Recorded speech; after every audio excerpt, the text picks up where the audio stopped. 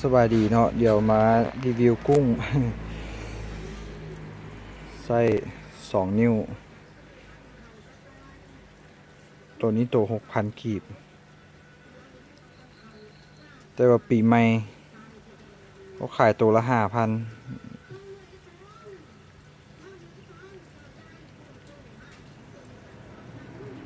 เฉพาะโปรโมชั่นเฉพาะเดือน12นี่เนาะตัวละ5,000 กีบ ตัวนี้ก็ประมาณ2 นิ้วทั้งหมดนี่2 นิ้ว ใช้2 นิ้วกันเลย โดยตัวละ5,000 กีบเฉพาะปีใหม่สากลนี้เท่านั้นเนาะเดือน12นี้เท่านั้นราคานี้เป็นใครสนใจก็เข้า